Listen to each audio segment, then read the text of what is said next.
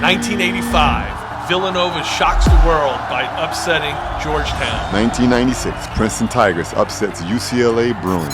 In 1997, Coppin State upsets South Carolina. 2018, the first ever number 16 seed UMBC upsets number 1 University of Virginia. Everyone loves a great underdog story, the huge upsets, David beating Goliath. But what happens when there are no upsets?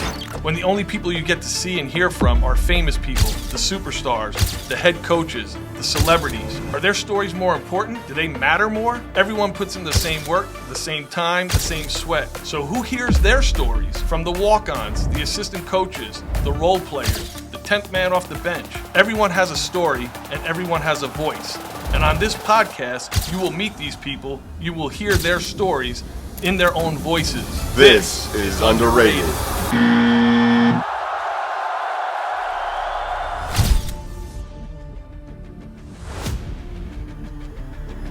Welcome to Underrated, Season 2, Episode 3. Got a great show today, going back old school. I'm your host, Ray Hutter, along with my 6'4", incredible athletic co-host, Dave Capers. Yes, sir. Dave, you played pretty well Saturday. I think, you were dominating. Not dominating, but you played respectable. Yeah. Respectable. This weekend that's coming up. It's coming up. I appreciate that. We're on the same team, so I didn't get the chance to drag you down or have you destroy me. So, Mike, we'll get to you in a second, but we have this thing. We go at each other, and like 2 weekends ago, it was bad. If you kill, embarrass me, so I'm bulky guy, so I can't pick this one. So anyway, welcome. First, before we introduce our guests for tonight, just some housekeeping items. Want to thank our sponsors, Echo Flow Studios. If you like the studio, you're trying to do a podcast, reach out to them. You'll see the link on the screen. They got 4 studios down here, pick and choose. Great, and they're great at it. We love coming here. Also, Chile Shades. We got them out there on the table here. Mike, you'll be going home with one of those pairs as well.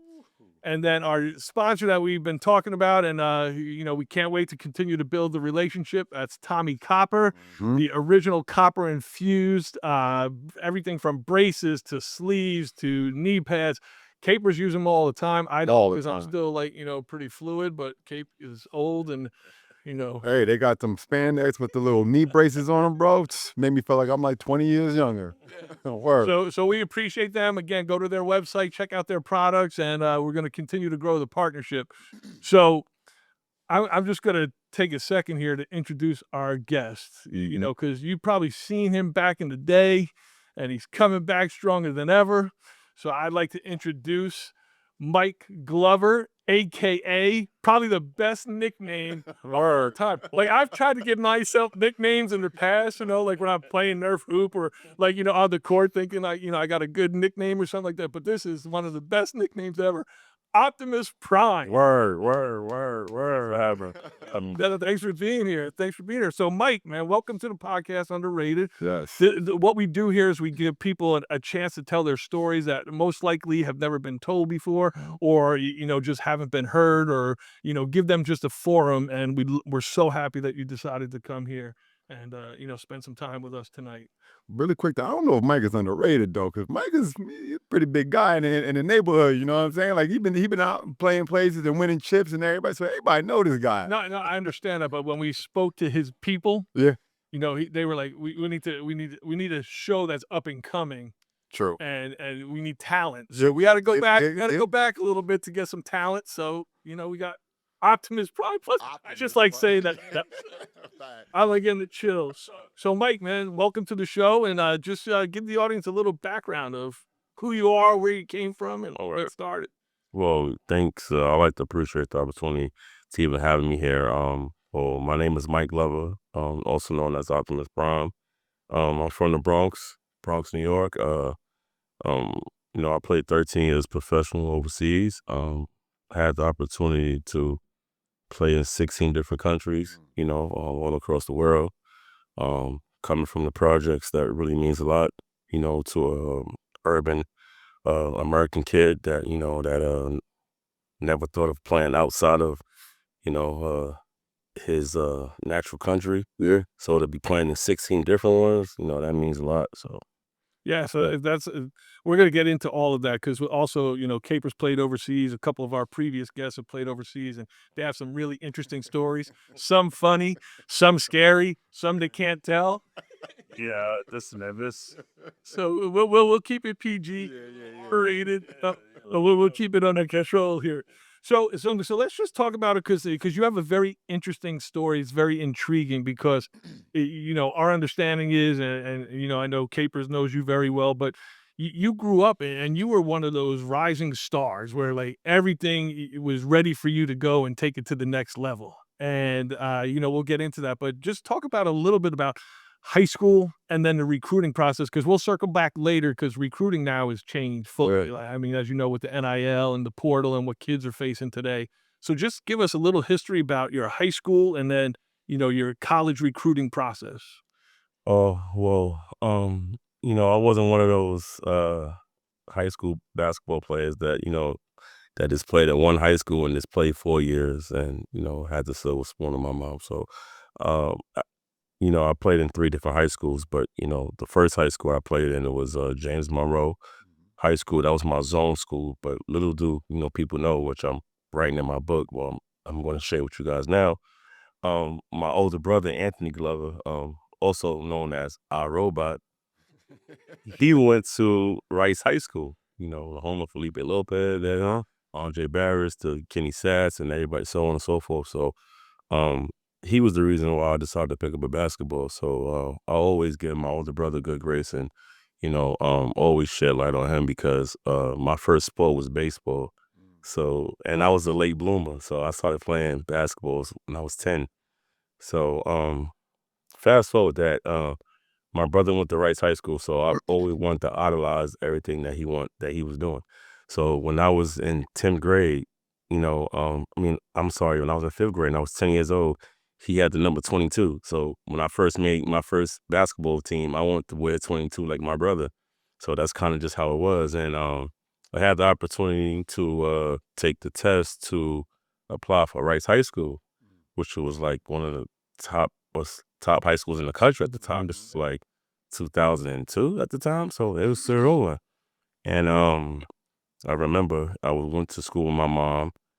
I went there with my mom, and they was pretty much saying they gave me 2 tests to take. It was the ELA and it was the math, and they told me they would say, if your child passed, we'd give you a call later on tonight. So I took the test in the cafeteria, and I waited till that night. They called my mom and they told my mom I passed. So I was like I was so excited. I'm literally like thinking I'm about to follow my brother's footsteps. Mm-hmm. And something came up to the point where the principal, I don't know, was it Dr. Goldberg? If those who know who went to Rice, if I'm not saying it right, Gober. He called my mom and told my mom that I passed the exams and I can enroll within a couple weeks, but something happened to the point where the paperwork wasn't right. My brother tried to help me. He was overseas, but he was still trying to get me into the school, and all of that failed. So that kind of set me back a little bit. So I kind of had to go back to my zone school, which was James Monroe, and I went there for 3 years. And the first year, my freshman year, we done well. We was great. I was the only freshman to play on the varsity squad. So shout out to Nigel Thompson, Coach Thompson. Shout out to Kenny too, from my neighborhood, from Bronx River. Shout out to Coach Kenny who knocked on my mom's door to help try to recruit her son to come to Monroe. So shout outs to Coach Kenny as well. The only freshman to play on that top-notch varsity team. And fast forward, the first semester, I remember academically everything was good. We was decent. After the first marking period, I failed off, which was the only time I failed off in any institution, and I was suspended for 12 games, and I came back in the playoffs, Mm-hmm. and that kind of struck me mentally because that's when my name became in the press and. Michael Glover and eligible for this, that. So it kind of like saddened me a little bit. but it pushed me because my coach made sure even though I was ineligible, I was still practicing with the team and I was still physically fit for the playoffs. And right around February, ready for the playoffs. And it was a great playoff run. We ended up playing arch rivals, which was Wings Academy and St. Francis College in Brooklyn. This was in March 2003. We played against, my boy Elton and Garfield Johns, who now coaches at St. John's with Rick Pitino. So that's my boy, and we end up getting the best of him. I end up winning the game off my tap-in, and they gave me MVP that game, and we went to Glen Falls after that. And then from there on, that's when Michael Glover became Mike Glover at that point. Okay. And so what made you change your last year in high school? Well, it wasn't it wasn't an option. I spent 3 years in Monroe, and me being honest, after every season in basketball, I wasn't really focused academically like that. So I was into everything else outside of basketball and in school. So that kind of led me to I had to leave my institution. I had to leave my comfort zone, to get to where I need to be, and which I had to reclass in 2005. So for those who don't know what reclass means, that means to take your year over. So I had to take my junior year over in 2005, which led me to go to Chicago. And I went to a school called Boys Seaman Academy, which was a great institution for me. We ended up winning the national championship there. Oh, I played with tons of pros. Craig Brackens, shout out to Craig Brackens. And it was phenomenal. Jesse Childs, Chris Childs' son, that played for the Knicks. So we've had a tremendous amount of talent on that team. It was crazy. Shout out to Mike too, my boy. when you was trying to go to Rice, was Mo Hicks the coach? Yes, he was. Just a real quick shout out to Mo Hicks. Shout out to Mo Hitch too. He's the coach of Cardinal Spellman right now. So Well, then now that makes me have to give a shout out to Archbishop Stepanek. one day, Cardinal Spellman maybe. oh, we coming. No, listen, I'll put the challenge out right now. I'm going with Stepanek. So, all right. So you now in high school, senior year. We were just talking before we came on camera that you were also kind of like a big time, well known name in the playground legends of streetball. And did that help your recruiting to get to college? Or let's talk a little bit about that, because I know there was a time you were going to sign at Seton Hall, and You done your homework. that's You done your homework. not just a pretty face, Mike. Oh, wow. Yeah, that Summer ball definitely helped me out a lot mentally and physically because I started playing street ball since I was 15 going to 16. So I was playing against people that was twice my age, and I wanted that challenge. I not to sound malicious or cocky or arrogant, but I always wanted to play against dudes that were older than me. I felt like playing with people that was in my age bracket, it wasn't enough. I wasn't satisfied, so I've always played with the older guys. That's why I always playing with people like my brother, because he will push me and mold me to become the better person that I am today. So I've always liked playing in Unlimited, which was high school. It didn't matter. I didn't like playing. When I was 15, I didn't like playing 15. I wanted to play high school. Right. So that's just kind of how it was. And I wanted to test my knowledge and test my skill and test, if you want to be the real deal, listen, I want to be put out there with the Sharks. And that's just what it was. And I was out there early, and I knew how to adjust. And once I learned how to adjust, everything was smooth sailing from there. Yeah, for sure. So how in high school, who was like one of your biggest rivals? Like as far as like a player that you played against? Because like I had one. I'm pretty sure Ray had one. We all got that guy. That's like every time you try to get somewhere, he was there trying to stop. Oh, so it's so many. Like I said, I played 3 different high schools. It was Monroe, then it was Boys to Men, then it was Ashley American Christian. I had the opportunity to play with my boy Tyreke Evans too, who played with the Sacramento Kings, Rookie of the Year. So many. I would say my toughest opponent in high school. Wow, I played against Samardo Samuels, Mike Beasley. I would say Mike Bees, man. He was the tough one. I remember in the first quarter, he literally dominated he dominated us. And my coach Tony Bergeron, we call him Coach Tony B. And I know he's probably gonna be watching this, but it was like Beasley was killing us, and my coach subbed me out, and he was saying all kind of things to motivate me. Left me on the bench, and he was, just kind of got me motivated. Listen, like, telling me, you ain't nothing like your brother. I thought you was this. I thought you was that. And I'm on the bench. I'm a liar. Like burning. Like, put me back in the game. He's like, no, you're not ready. You're not ready. You're not showing me you're ready. So I gave him that look one more time, and he put me back in the game, and then kind of finished with, I think it was like 30-something points, and we won the game. So Mike Beasley earned my respect that game for sure. So I would say he was one of the toughest because he came out first quarter slinging. So he punched me in the mouth first. But I ended up winning the war, so that's all that mattered. That's good. I don't think coaches are allowed to talk that way anymore. No. You get fined now, right? Take more. Arrested. Come on, please do your best. Do your best, please. That's tragic. Old school. All right, so take us on your journey from junior college to Iona. Junior college, Iona. Okay, so when I was at American Christian, that was my senior season in high school. This is with Aston, Pennsylvania. This is when I was with Tyreke Evans. So I graduated there, and then signed my letter of intent to Seton Hall while I was at American Christian. So I passed the ACT, SAT. I passed everything that a student needs to pass to be qualified to play at the Division I level.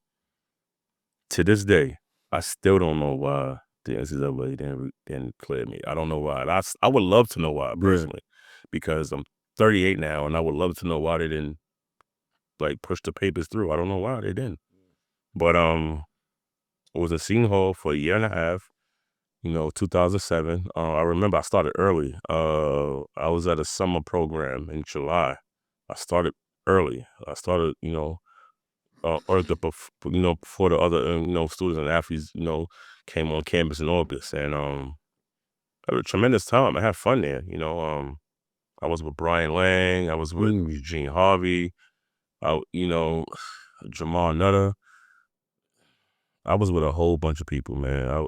It was crazy. And shout outs to Coach Stern and player and Bobby Gonzalez who've been loyal to me, from day one, and never let their guard down. Me being a number one recruit that year, Coach Bobby G never took his foot off the gas. He was pushing so hard to get me on that team because he knew, me being that addition on that team would have helped that team a lot. And skies was gonna be the limit there, man. It was unfortunate that, that I couldn't play at Seton Hall. So we was trying so hard the freshman year. I was on scholarship the first semester. Then after December, I remember, coach was like, you need to come to the office. And I was like, well, okay, cool. So I get to the office, and they're telling me, due to your academic status, we're forced to, take your scholarship away. And this is before they put it out in the public. So when they told me that, I was like, what? So he was like, yeah, unfortunately, So I was like, wow. And then the very next day, I was in the news and everything, Michael Glover and eligible. And it was kind of embarrassing because, I didn't want to, be looked at a different way, in a different light. So I was forced to file a lawsuit against the NCAA and the Big East, with my parents, and hella lawyer fees. They spend a lot of money to the point where, even my lawyer, he was from Boston. He was pretty much saying like, yo, you ever thought of junior college? I never knew what junior college was, honestly, no disrespect, but I never knew what junior college was. My goal was to go to the Big East, and I did just that because I wanted to follow my brother's footsteps. So I wanted to play Big East basketball. So I'm in a Big East institution, and now you're telling me I have to go to junior college because the Big East and the NCAA don't want to, release their papers and, let me play Division I basketball. Like I've did everything that a kid needs to do to play at the Division I level. Like how do you hold me back? I did everything I needed to do. So it's kind of like, And you look at the Like, what do I NCAA do? today, and it's a Yeah. mess. It's Yeah, a so mess. And, you know, a guy that is doing all the right things, and you're told your whole life, do all the right things, and everything falls into place. And now to this day, they still not told yeah, why never. you were not eligible. Yeah, it was this is tragic. So when I filed the lawsuit, I felt like the black hole was just shining on me because once I announced that I was filing a lawsuit against the Big East and Big East Conference and the NCAA tournament, NCAA as a whole franchise, I began to be on ESPN. I was in the papers and I was in the media, and I felt like that probably was the worst decision that probably could have happened to me because they're looking at me as like, okay, he's exposing us, so now he's definitely we're not gonna give him a chance now. So Right. that forced me to withdrew from my classes in Seton Hall. So I withdrew from all my classes in Seton Hall, and then I went to an institution called ASA College, which was in downtown Brooklyn, with Brian Nash. Shout out to Coach Nash, man. Nash. Love you, Nash, but I gotta say it, so don't kill me, please. I ended up signing with him, through some good people. And once I signed with him, kind of find out, he gets arrested, you know what I'm saying, DUI. So I was like, what? So kind of find out he wasn't even coaching me no more. So I was like, nah, I can't. I said, no. I said, I came here for you.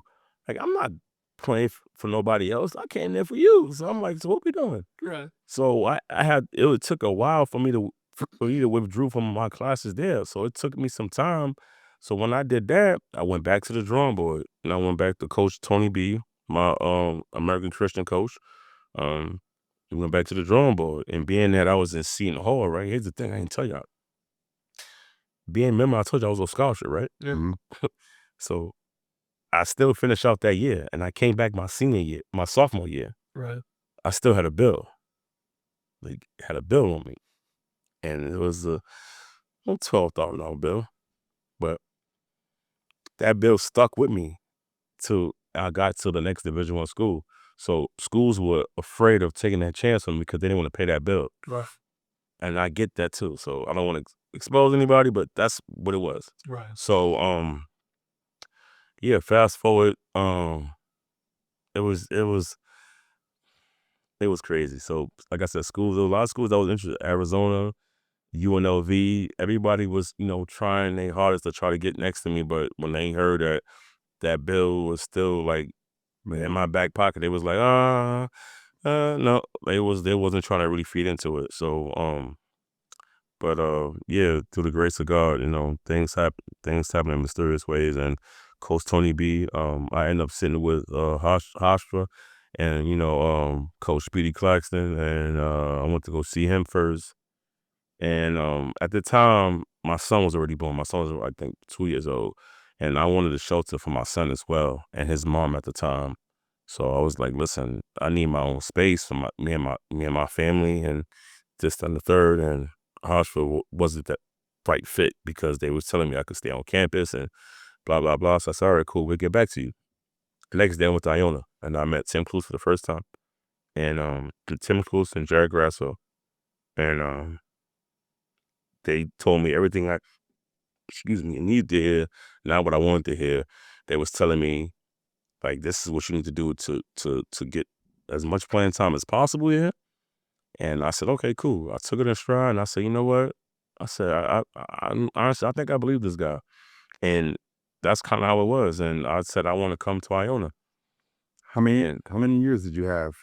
I did 2 years at Iona. Okay. I had 2 years because I went to out of American Christian. I graduated out of American Christian. I did Seton Hall for a year and a half. Then after Seton Hall, I went to ASA College. After ASA College, I went to College of Eastern Utah. Right. I went to Mormon State. I never knew what a Mormon was. Shout out to my mom. I love you. I love you guys. I miss the state of Utah. I'm coming back there soon. I promise you. I miss Utah for real. Like, Utah really helped mold me to become the player that I was today. Seriously. And then from Utah, I graduated with my associate's degree. So once I left Utah, then I had 2 more years left of eligibility for Division I. So that's why I went to Iona for 2 years. So from But and it's funny because Ricky Johns, who was on here in our season 1, he went out and played at Utah. yeah, And yeah. he said the same thing. He said it like turned his life around just being out there and meeting the people he did, and then actually started coaching high school out there before he came back east. It was different. It was different out there for sure. Shout out to Ricky. Listen, I've been battling with him since high school, so he knows me very well, and I still know he has that left jump shot. Yes, he does. He goes left foot. That was a Ricky. He doesn't do much else, but I'm just kidding, Ricky. I'm just kidding. No, you're not. Yeah. So you go to Utah, you play a year, and you were very successful. Your team was really good out there. Yeah, we was. We actually that was when Mike Glover woke up again. That people haven't seen that Mike Glover from Utah since American Christian High School. I put everything on I've used everybody and everything as motivation and put all that on my shoulders when I was at college of Utah. I got Player of the Year there, MVP of the league. I put everything on my back. Like seriously, yeah. People said I wasn't amount to this, I wasn't amount to that.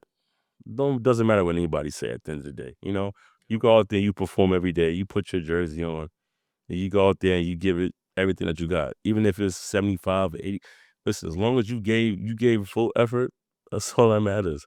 Nothing else matters at that point. Nothing. Well, I mean, just talking about, I know Rick Pitino had that famous speech last year at St. John's that was on that show, on the TV show Vice or whatever Vice did a thing on it.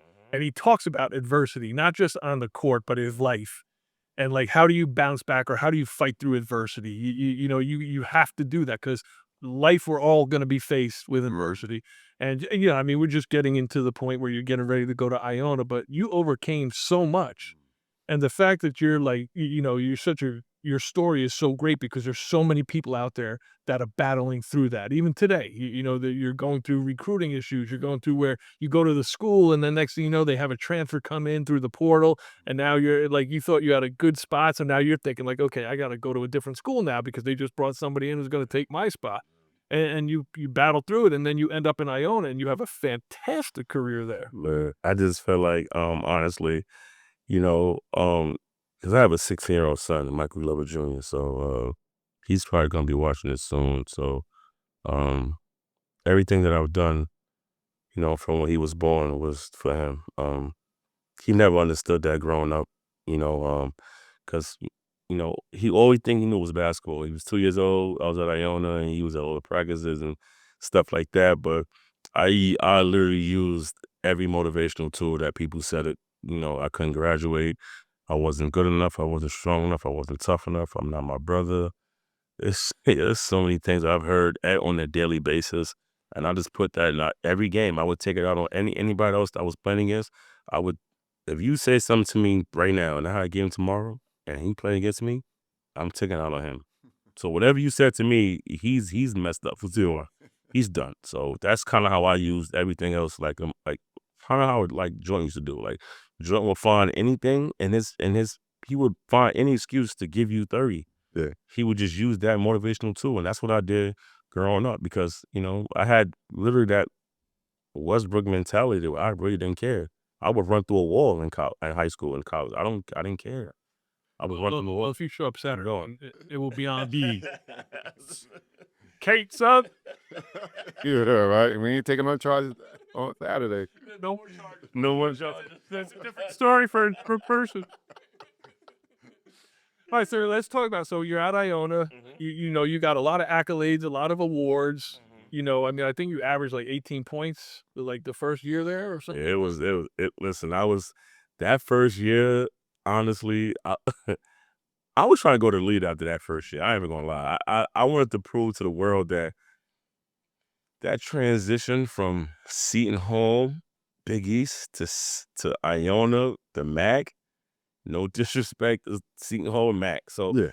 it's like, I was here. I'm supposed to stay here. So things didn't work the way it's supposed to work out. So I ended up drifting my way back to where I went. But I always wanted to, make it competitive in front of wherever I was at. But I still made it. I just gave it my all, and I wanted to prove every game that I was one of those ones. So nobody really knows that, but I'm gonna tell y'all now. Syracuse was my dream school. So when I played against Syracuse, my first year, my junior year at Iona, and we played against them guys, and the night before when we got to the school, remember I had my phone. I turned my phones up at like 7 o'clock at night. Scott Machado, my boy, shout out to Scott. Scott was my roommate, my roomie, my bunkie. So we were so locked in and focused. I turned my phones off because the media it was getting crazy. And we had a 12 o'clock game that Saturday, and I was locked in. I turned my phones off early because I didn't want to deal with no pressure. I had a double in the first half. The first person to record a double in the Carrier Dome, I think since somebody in 1980 something. I don't remember what it was, but I had I think 10 and 11 or something like that, and I finished the game with like 26 and 14 or something like that. But that them motivated me because I wanted y'all scholarship so bad. Yeah, it was crazy. It was lots of dunks. That 2-3 zone couldn't do nothing with us. And but they ended up beating us by like 6 points. But they was a number 5 team in the country. But mind you, we are in major school. Yeah. Right. So we're not supposed to be on y'all level. Shout out to Brandon Trish. Brandon Trish and R.I.P. Fab Mello. You had all these guys, not Johnny Flynn. Paul Harris was there? Was Paul Harris there? Yeah, sure. I don't think he was there. There was another. What's the other shooter? Oh man, I forgot his name. But yeah, it was another shooter. He was a 3-point threat. I forgot his name. Point guard too. He was the backup.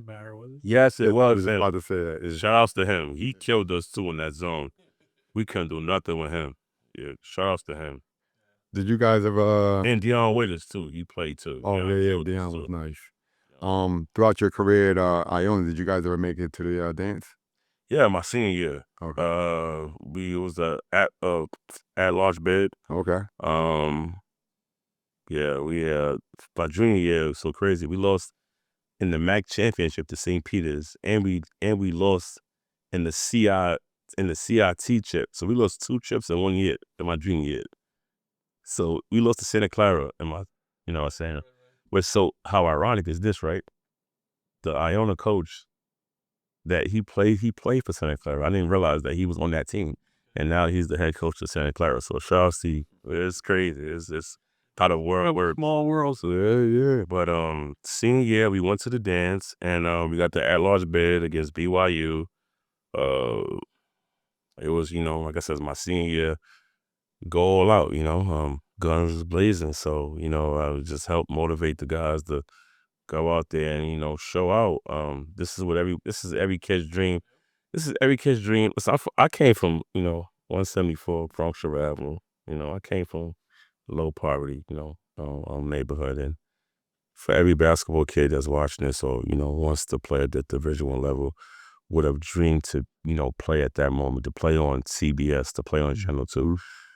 Barack Obama was the president at that time, and he was at the game. I've never been starstruck. And I've seen millions of people, but to see him courtside at my game, it was crazy. It was crazy. I was trying to impress him every play. Didn't do anything. It was crazy to see him there. He wrote. He gave a good segment of us in the paper about Iona. So it was. I was mesmerized. I couldn't believe it. It was crazy. There was an episode like Barack Obama. I don't think he was president. It was post his presidency, but he was doing some sort of like campaigning, and a ball bounced to him, or somebody threw him a bounce, and he was walking out. Game back, and they were like, "Come on, take one shot." He's like, so he like gave his staffer like his like jacket. I'm not right. Lefty jump shot from the corner. She can play though. I seen him play. Yeah, Shout outs to Obama. He could play. Yeah, sure. Run pickup games, I think. Yeah, one of our guys played with him in pickups. Oh, really? Yeah, Fareed. Fareed played pickup with him. That is. They score 8 or it picks his level up a little bit. Yeah. I mean, that's probably about it. Yeah, right? That's it. So all right. So you're Iona, 2 successful years, And you talked about moments ago about like, oh yeah, you wanted to go to the league, and then I know that you were able to go to the Portsmouth. Yeah, wow, yeah. And you know some of the video clips that we did our research on. You look pretty good out there. It's so crazy because I played with Kylo Quinn. Yo, that's my boy. Kylo Quinn. It was it was in Virginia. He went to Norfolk State.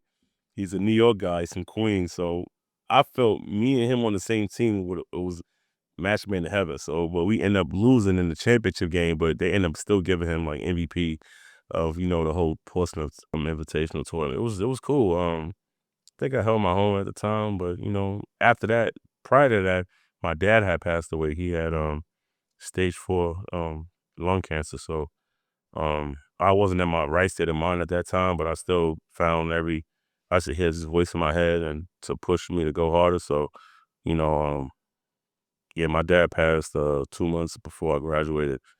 So my pops actually passed 6 days after I played that BYU game. So I didn't I remember not going to school for like 3 weeks because it was like my first parent. I didn't know how to react to it. So like I had an off-campus apartment, so I just locked myself in the apartment, and I just didn't go to school for a while.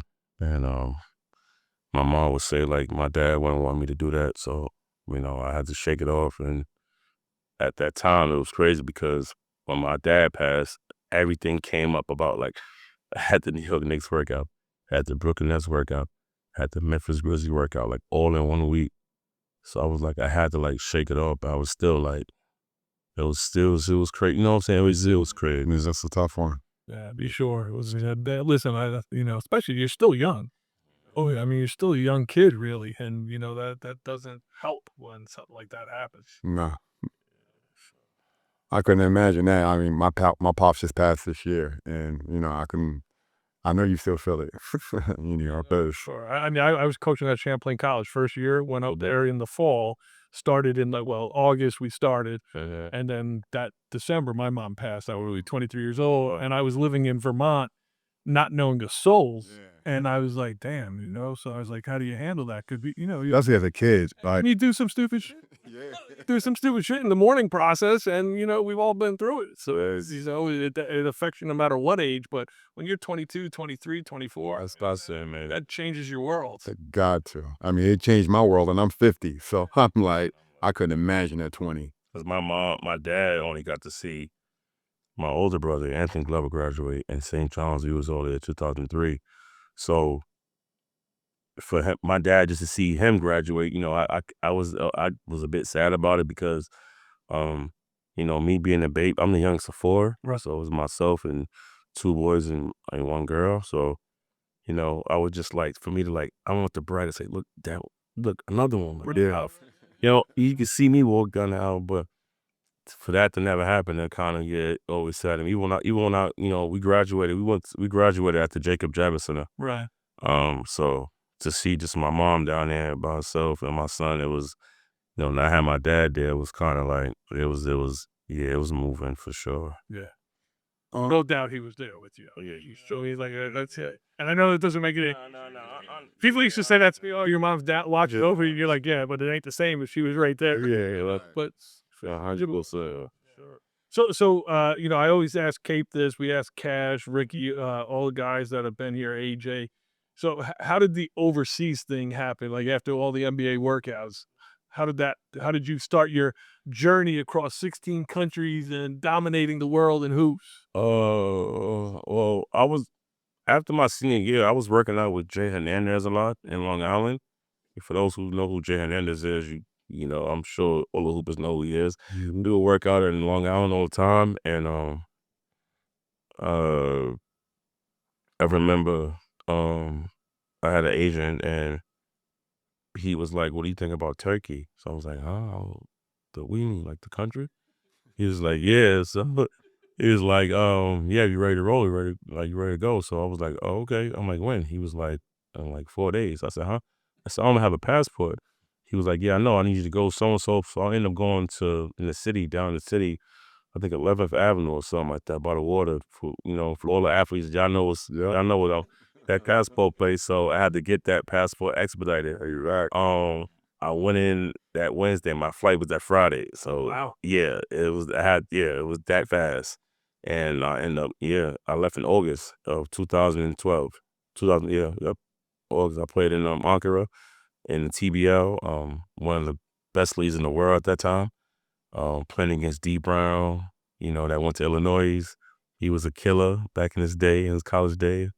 I remember I played against Jordan Farmer, played with the Lakers, Sasha Vujicic. I played against a bunch of pros.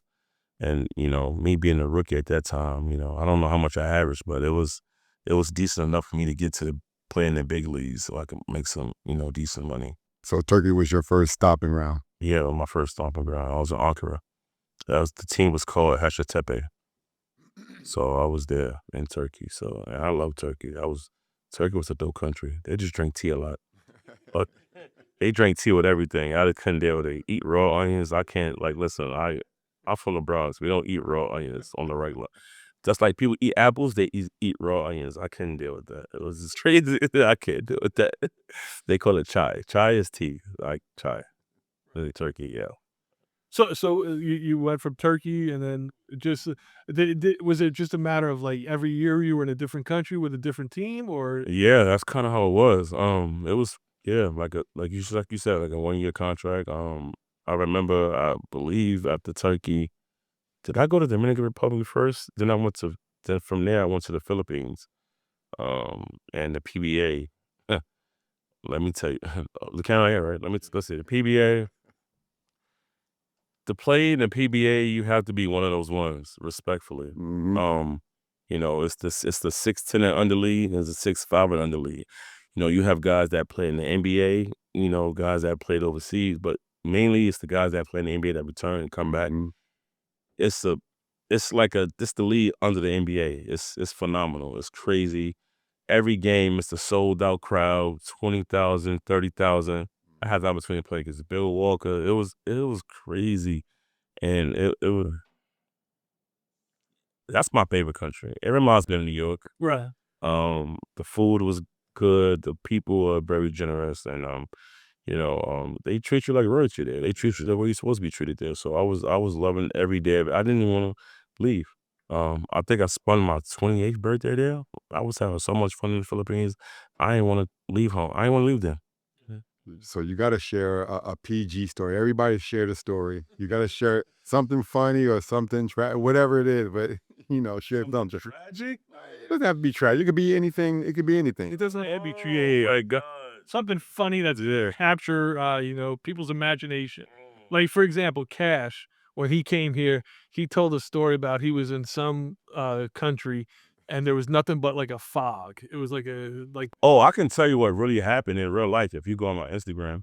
Like this really happened. Like I was in a cab in Turkey, Mhm. and I didn't have enough money because it's Turkish lira. Mhm. I didn't have enough money to pay for the taxi.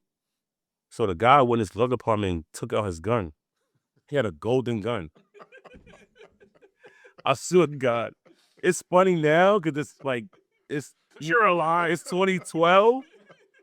But bro, he really went in his glove department and he took out his gun. So we fighting, but so once I hit the gun down, once I smacked the gun out of his hand, I took off and ran. I called the players on my team. I was scared as hell. Yo, it's on my Instagram. It's on my old Instagram. I on everybody _hates_glove.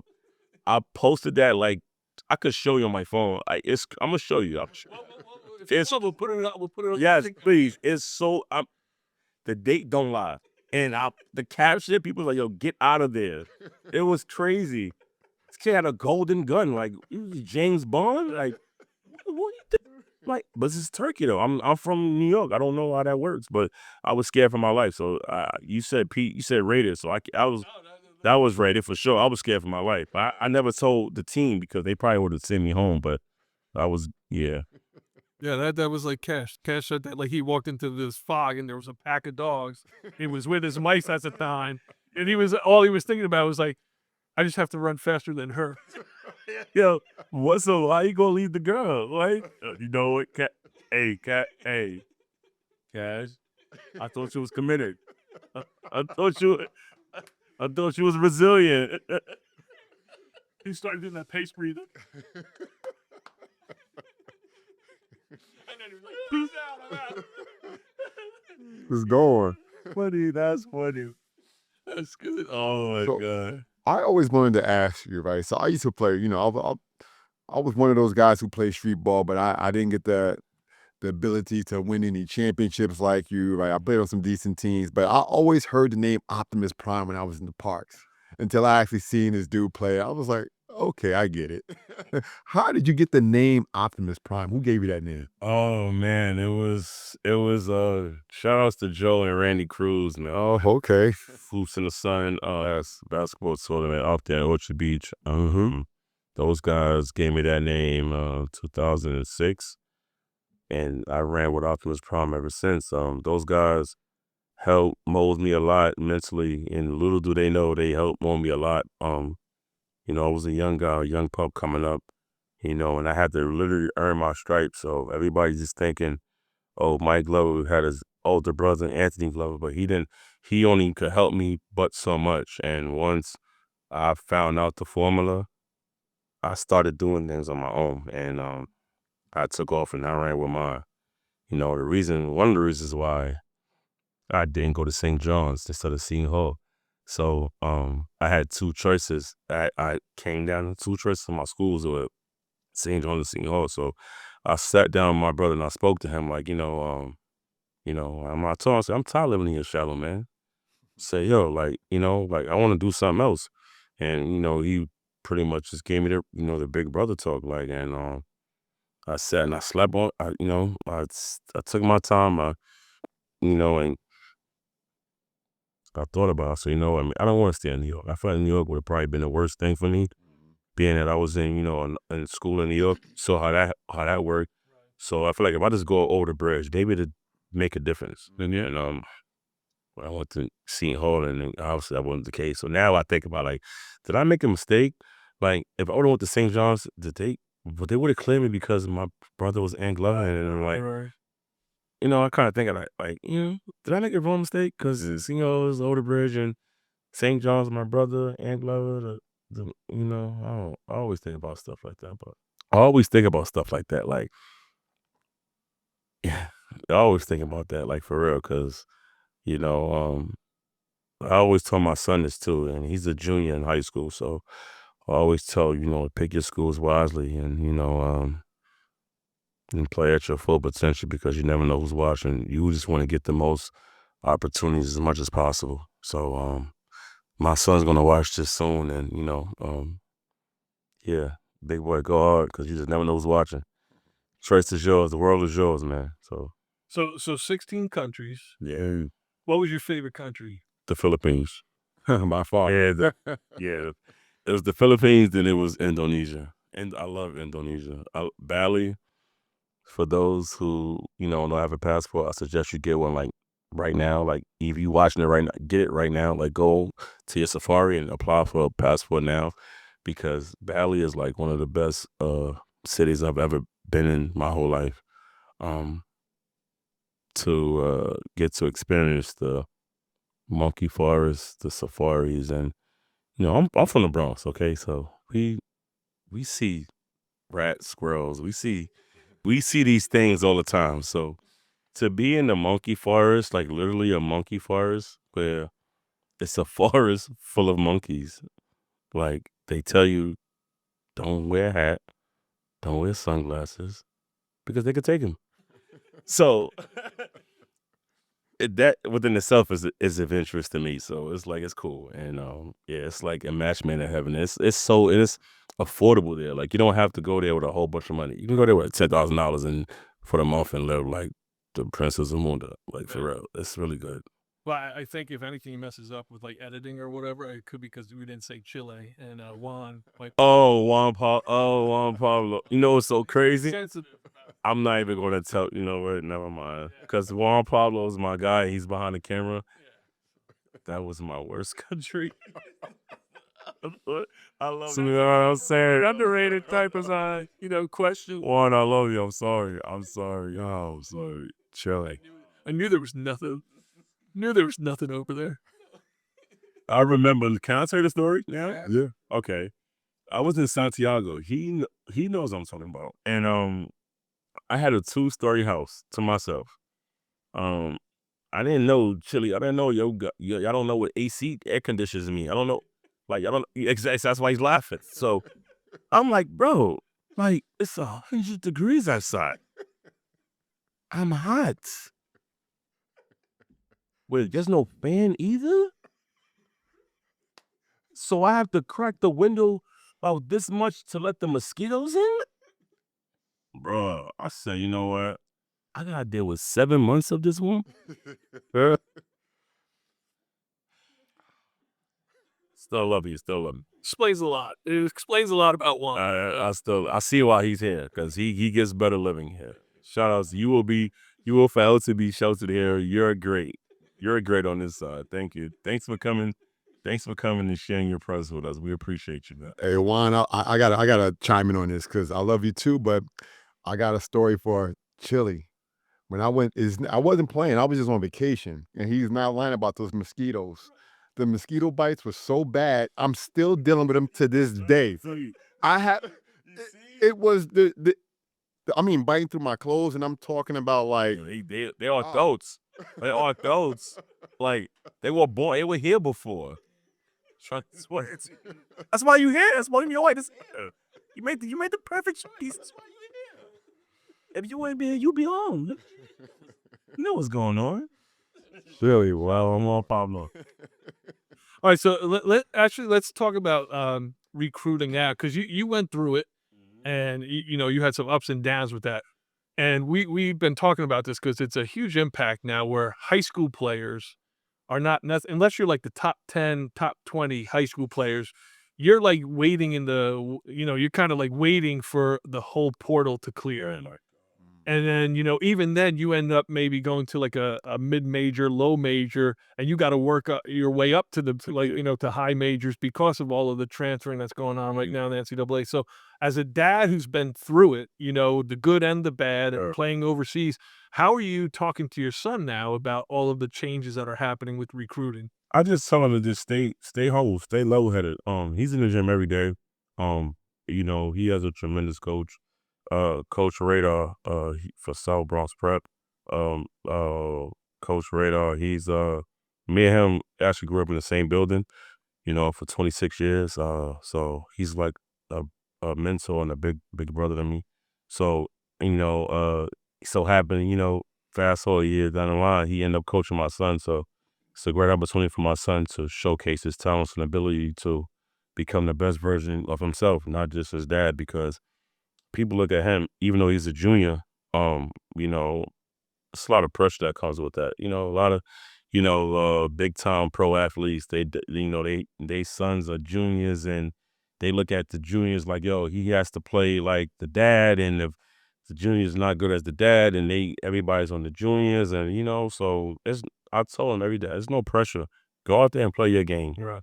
Don't worry about the outside world. Just focus on what you got to focus on. And Maj, he's a 6'4" point guard, so just focus on what you got to focus on. Sky's the limit, man. You only gonna go as far as your feet take you, and that's just it. I can just lead you there, but I can't take you there. Right. So Right. In my head, I'm trying to do a dad joke for like, there's Optimus Prime. Like, oh, what's his? they still off him. Is he an Autobot of some sort? Or No, and my son gonna see this, he gonna laugh. They used to call him Bumblebee. I was just about to say that. And when I was in Iona, they called him Bumblebee when we did that was in school. So I thought that was dope. All right, Dad's embarrassing the hell out of his son right now. So yeah, sorry, man. I'm sorry, but they used to call you Bumblebee there. So do you have any concern though with like the whole recruiting process and like him getting to where he needs to go? Or I mean, is anybody advising him? Because there's also the NIL stuff. And, I just if the opportunity gonna present itself, that's gonna happen. Honestly, I wish we had that. this opportunity when we was playing, you was playing, I'm sure, like, we would take full advantage of this opportunity, especially in college, because, man, we have all kind of NIL deals. But fast forward, when my son, not really worried about it. If it's gonna come, it's gonna come. It's gonna make it out east. Like, you got one more year left of high school. Yep. So I told him just focus on your academics. You know, he's almost at an A. Right. I think he's at 86, 87 right now. Yeah. Average. That's excellent. That's, focus on that and get basketball. Everything else is gonna take care of itself. Trust me. Like, Right. and use your resources the right way. That's it. Like, stay in the gym. Who stays in the gym? That's it. It's school, basketball, gym, home. That's it. So that's kind of how I like it. I don't, he's not outside. We don't do that. I don't play that kind of games with him. We not outside. We on a mission. And the mission is to, go to school for free. Right. That's it. I don't care what nobody else say. Go to college for free. Yeah. Right. How many players can you say was free? There's not a lot. Yeah. Come on. Coming from where we from, that's a huge burden that we don't gotta pay. Right. For As sure. parents. Definitely. Because you always tell your kids, don't get into debt. And like right now, college is so damn expensive that kids, doesn't matter what. If you're coming out of college with debt, that just affects your entire life going forward. And when I was there, Iona, I think Iona was like 63 a year. It's $63,000 a year. So you do the math. Times 4. Right. And I don't know what it is now. I'm sure it's more because it went from Iona College to Iona University. So think about that.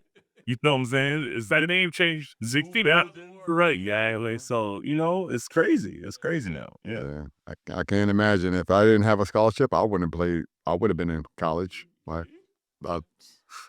community college, and then whatever it was, if that. But yeah, shout out to you, brother. All right, so we're going to go into our final segment and appreciate your story. I mean, this story is all about from adversity, battling through it, 16, countries. You had a guy pull a golden gun on you, like 007. I'm going to show you that post. We'll launch it on that. Is going to be crazy. And real quick, I want to make sure we don't forget, how many chips did you win in the street ball? I know. Oh my God! Well, I'm the most winningest player. Wait, can you see me? Okay. I don't speak on the accolades, but now since Yeah, of course. I am the most winningest player in Orchard Beach Hoops in the Sun history, I have 8 championships. Okay, so anybody else tell you they have more than 8, they're lying. What did you just take? Cap. They're lying. Okay, you're looking at the most winningest player in Orchard Beach history. Sorry, but not sorry. Maybe we should take that invite back for this Saturday. Yeah, but I have Dykeman. I have 2 championships back to back. I have 2 Nike Pro City championships. Never won Rucker, lost in the championship. Never won Tri-State. Never won Watson. What's fourth? I only played 1 game in West Fork.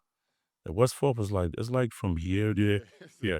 It's a light. There wasn't enough for me. Only the strong survive in that court. Yeah.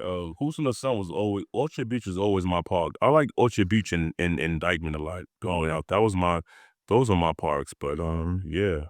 Solidified for sure. Well, and actually, before we get to our last segment, let's talk about what are you doing now? Because you had talked about your book earlier, so let's bring that out because plug it in. I'll start working on that. Yeah, I feel like the kids need to know what Mike Glover's doing nowadays. Me finally deciding to put that basketball down. I kind of didn't announce it, to the world, to the media, but I feel like now is like that. I feel like everyone's going to know. I haven't played since 2023, and my last country was Venezuela. But I'm currently, we start my book again. Right now I'm naming it The Redemption. So who knows? I may want to change it tomorrow or the next day. But I've been writing this book since 2012, my senior year in college. And I feel like there's just so much that the world and the youth need to know about the Mike Glover story and me playing in through 3 different high schools, 4 different colleges, and then, happened to make it pro, losing both parents in the process, literally, and not having any angle, not having anywhere else to go. Coming from the projects where it was low poverty, a lot of gun violence and drugs, and I could have went a different way. And on top of that, still having a son. If I can make it, man, so can you. You just got to stay locked in and stay focused, and you have one life, man. Like if going pro, this is what you want to do. You stay in the gym, you eat, sleep, and can I curse? Yeah. You can eat, sleep, and shit in the gym. So at the end of the day, no outside activities, man. You have a mission, you have a goal, set your goal. What people used to always tell me, write it down on a piece of paper and put it on the wall, and that's what I used to do. And I'm gonna wake up and look at the wall before I go out to school every day. I know it sounds like old-fashioned and cliche, but that's what I would do. And I would write all the names down I thought that were better than me, and I would come for them every time we had an AU tournament coming up that weekend. So, but yeah, this is coming from a person that been through it all and never used an excuse or never, I use people's excuses to motivate and to make myself better. Normally, I would, an average person would, tuck their tail and hold their head down, but I use all that as motivation. Losing my parents was the worst thing, but it taught me to be it helped me a lot to grow up much quicker, to be there for my son, to be the best father that I can ever be, because my dad raised me the same way. So Andrew, this is all for you, man. So if you're watching this is all for you, big boy. So yeah. Appreciate you, Mike. Yeah, no, it's a great way to. So now we're gonna have a little fun here. Overrated, underrated. We're gonna just say a couple phrases or words. You tell us if you think it's overrated or underrated. Okay. You want to start up? Oh God, I'm scared. We're gonna start off slow. New York basketball. Underrated. Okay. Megatron. That was a joke because that's like Megatron is actually my boy Justin Burrell. Yeah. Listen, I know, but I go with the Optimus Prime. Okay, JD Road. So that was Justin Burrell. That's my boy. That's my guy. He's one of the Seriously, junior college basketball, overrated, underrated. I had to watch junior college basketball since I left. So I would just, can I just keep it in the middle? I'm Better at this because there's a lot of but watch junior college basketball and it's so long. And it's so crazy because my dream school was Chipotle. I always wanted to go there. For some reason why. I heard so many great things about, and what's that school in San Jacinto? yeah, back in Texas. Yeah. I always wanted to go there. I don't know why. I don't know why, but I heard good things about it. Seriously. All right, Kate, you're off. Cash Hamid. Oh my God, he's not overrated. That's family. Cash Hamid is family. He's not overrated, and he's definitely not underrated. This guy has he's the reason why I'm even sitting right here in this chair. So he's a gem, man. He's one of a kind. I'm not just saying this because it's a frat. It's not excluding the Capers because he went to Binghamton, but we gotta get that right. Bonaventure. Oh, Bonaventure. I'm sorry. He went to He's the same Bonnies. I'm sorry, but through thick and thin, Capers is family, and through the helps of Capers and Kashif for me is the reason why I'm here sitting in between these two legends right now. So shout out to you, Coach Cash. Your work is impeccable, and keep just keep inspiring the youth and keep inspiring people like us three right here that sit at this round table right here, and including Juan Pablo behind on the camera, because it doesn't go unnoticed, man. people don't really like, talk about you as much, but as long as I'm here in front of a camera and a microphone, I'm going to continue to talk about you, Cash. So shout out to you, my brother. All right, the last one. Hey, Louis. NIL portal, overrated, underrated. Man. Underrated, man, because man, I get jealous. Man, I wish we had that opportunity. I was playing. I'll say underrated. I won't say overrated because why not? These kids just getting paid off their talents, but this is what happens when they leave the institution to play professional. So we got these kids now taking care of their own families now, and it's unheard of. Like kids are actually taking care of their parents and their families. This is crazy to me, but if you know, you know. Well, Mike, heck of one. Oh, Juan. All right, Juan has one. Let's hear Juan. Overseas Chile. I think he said enough about that. I mean, keep it a buck. you said, Chile basketball or just Chile within itself? I'm not going to say you guys are overrated. I just some of the people were very arrogant there. I didn't like the mosquitoes. I think y'all had it out for me. I think other than that, everything was cool. Besides waking up to 102-degree weather every day was Besides everything that sucked, it was something. Yeah, but shout out to Juan for being from Chile. Listen, 102 every day. I'm surprised you as light as you are. And no fan. You're like, this is and no fan and no AC. That's awesome. Sheesh. Well, Mike, thank you for incredible stories. Thank you for your time tonight. I mean, you did all the right things as far as overcoming adversity and keep battling. You could have gave up several times, but you didn't. You're a role model for your son. And, we're looking forward to seeing what comes, with your son's recruiting process. We're looking forward to the book. And then love to have you come back on once that book drops. I appreciate you. Thanks for having me. And so remember, if you like the stories, make sure that you're sharing, you're subscribing, you're liking, and share this with everybody because these are the stories that you don't really get to hear. They're real, they're raw, they're gritty, and this is what we're trying to do here. So let's keep it going. We'll see you next time. Underrated. Boom. Yeah.